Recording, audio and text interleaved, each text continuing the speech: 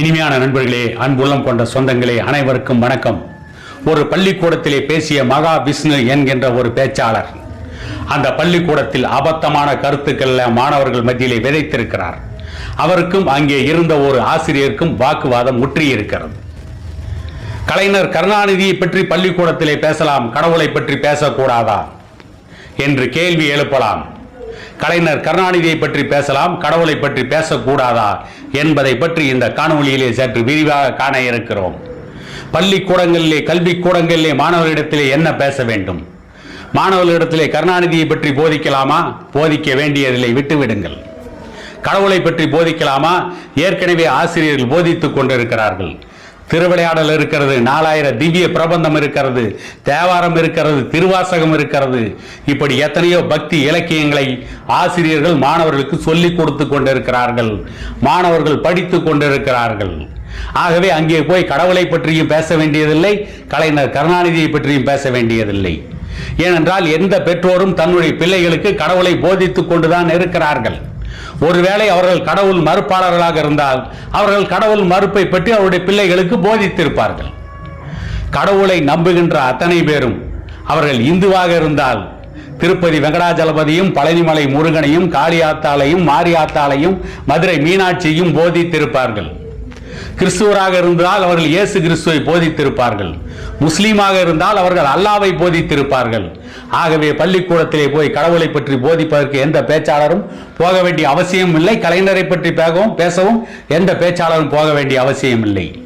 ஒரு பொதுக்கூட்டத்திலே பேசினால் கூட, பொதுமக்கள் மத்தியிலே பேசினால் கூட அந்த மேடையிலே என்ன பேச வேண்டும் என்று ஒரு நாகரிகம் இருக்கிறது, ஒரு சபை நாகரிகம் இருக்கிறது. ஆனால் அவற்றையெல்லாம் மறந்துவிட்டு மகா விஷ்ணு என்கின்ற ஒரு நபர் பள்ளிக்கூடத்திலே போய் மாணவர்கள் மத்தியிலே பிற்போக்குத்தனமான கருத்துக்களை விதைப்பது எந்த விதத்தில் சரியாக இருக்கவும், அப்படிப்பட்ட பேச்சாளர்களை கைது செய்ய வேண்டும் என்று பாட்டாளி மக்கள் கட்சி நிறுவனர் டாக்டர் ஐயா கூட கருத்து தெரிவித்திருக்கிறார். இப்படிப்பட்ட சூழ்நிலையில் தான் இன்று, அதாவது நேற்று, அந்த மகா விஷ்ணுவை காவல்துறை கைது செய்திருக்கிறது. நான் என்ன கேட்கிறேன், மாணவர்கள் மத்தியிலே போய் பேசலாம், பேசுவதற்கு ஒரு வரைமுறை இருக்கிறது.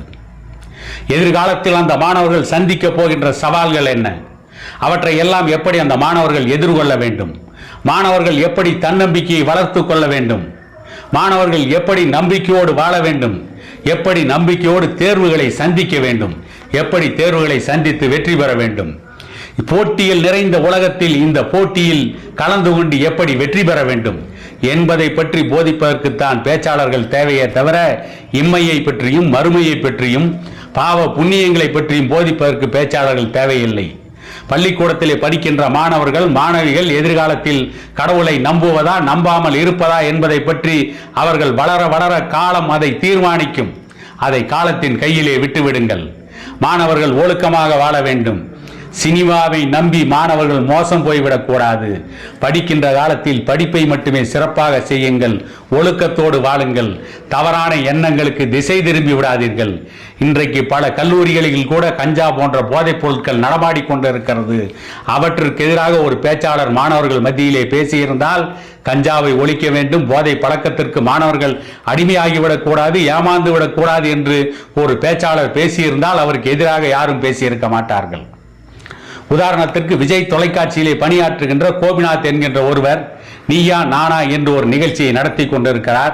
அவர் பல கல்லூரிகளிலே பேசிய காணொளிகளை நான் பார்த்திருக்கிறேன். அந்த காணொளியில் அவர் சொல்லியிருக்கிறார், ஒரு மாணவன் மாணவியை படிக்க வைப்பதற்கு அந்த பெற்றோர்கள், அவருடைய தந்தைகள் எவ்வளவு கஷ்டப்படுகிறார்கள். அவருடைய தந்தைகள் ஒரு சரியான செருப்பு போட்டதில்லை, நல்ல சட்டை போட்டதில்லை. ஆனால் தன்னுடைய பிள்ளைகள் வளர வேண்டும் என்பதற்காக தன்னுடைய வாழ்க்கையை தியாகம் செய்து கொண்டு உங்களை படிக்க வைத்துக் கொண்டிருக்கிறார்கள்.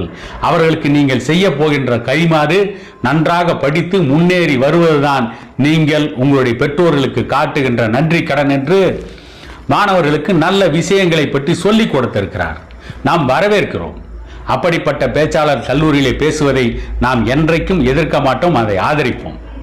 அப்படி இந்த மகா விஷ்ணு என்பவர் ஒரு பள்ளிக்கூடத்திலே பேசியிருந்தால் நாம் அவரை பற்றி பேச மாட்டோம், தவறாக பேச மாட்டோம், அவரை நியாயப்படுத்துவோம். ஆனால் கல்லூரிகளிலே பேசக்கூடாத விஷயம், பள்ளிக்கூடத்திலே பேசக்கூடாத விஷயம், மாணவர்களிடத்திலே பேசக்கூடாத விஷயம் ஒரு பள்ளிக்கூடத்திலே போய் பேசுகின்ற பொழுது அங்கே இருக்கின்ற ஆசிரியர்கள் எதிர்ப்பு காட்டக்கூடாது. ஆசிரியர்களுக்கு போகின்ற பேச்சாளர் யாரும் போதிக்க வேண்டிய அவசியமில்லை. ஏனென்றால் மாணவர்களுக்கு போதிக்கக்கூடிய இடத்திலே தான் ஆசிரியர்கள் இருக்கிறார்கள். உதாரணத்திற்கு அலெக்சாண்டர் என்கின்ற மாவீரன் மட்டும், அரிஸ்டாட்டில் என்ற ஆசிரியர் இல்லை என்றால் அலெக்சாண்டர் இல்லை. இது வரலாறு. இப்படி நல்ல ஆசிரியர்களும் இருக்கிறார்கள், ஒரு சில மோசமான ஆசிரியர்களும் இருக்கிறார்கள். அது வேறு விஷயம். ஆனால் மாணவர்களை சிறப்பாக வழிநடத்த வேண்டிய அளவிற்கு பள்ளிக்கூடங்களிலே பேச வேண்டிய பேச்சாளர்கள், மாணவர்களை திசை மாற்றுகின்ற, மடை மாற்றுகின்ற, மாணவர்களை அவருடைய எதிர்காலத்தை நோக்கி செல்வதை விட்டுவிட்டு அவர்களுக்கு விரக்தியை உருவாக்குவது, அவர்களுக்கு ஒரு சோகத்தை உருவாக்குவது, அவர்களுக்கு ஒரு நம்பிக்கையின்மையை உருவாக்குவது, இப்படிப்பட்ட பேச்சுக்கெல்லாம் போய் பேசுகின்ற மகாவிஷ்ணு போன்ற பேச்சாளர்களை கைது செய்தது மிக மிக சரியான நடவடிக்கை. கைது செய்தது மட்டுமல்ல, இது இனிமேல் பள்ளிக்கூடத்தில் போய் பேசுகின்ற ஆசிரியர் பேச்சாளர்கள் எப்படி பேச வேண்டும் என்று முதலில் கற்றுக்கொள்ள வேண்டும். மாணவர்களிடத்தில் எதை பேச வேண்டும், எதை பேசக்கூடாது. மாணவர்களுக்கு நீதி போதனை நடத்தலாம், மாணவர்களுக்கு ஒழுக்கத்தின் மேன்மையை பற்றி போதிக்கலாம், மாணவர்களுக்கு கல்வியின் பெருமையை பற்றி போதிக்கலாம், மாணவர்கள் ஆசிரியருக்கு மரியாதை காட்ட வேண்டியதை பற்றி போதிக்கலாம், மாணவர்கள் பெற்றோர்களிடத்திலே நன்றி கடன் பற்றிருப்பதை பற்றி பேசலாம், மாணவர்கள் சமூகத்திலே சிறப்பாக வர வேண்டும், சமூக நல்லொழுக்கம் வேண்டும் மாணவர்களுக்கு மாணவிகளுக்கு என்பதை பற்றி போதிக்கலாம். அதை விட்டுவிட்டு இல்லாத ஒன்றை போதிப்பதற்காக மகாவிஷ்ணு போன்ற பேச்சாளர்கள் இனி பள்ளிக்கூடங்களில் கல்விக்கூடங்களில் பேசுவதை தடை செய்ய வேண்டும், இவர்களுக்கு சரியான தண்டனை கொடுக்க வேண்டும் என கூறிக்கொண்டு இன்னொரு காணொலியில் உங்களை சந்திக்கும் வரை உங்களிடமிருந்து விடைபெறுவது உங்கள் எடப்பாடி துரைசாமி.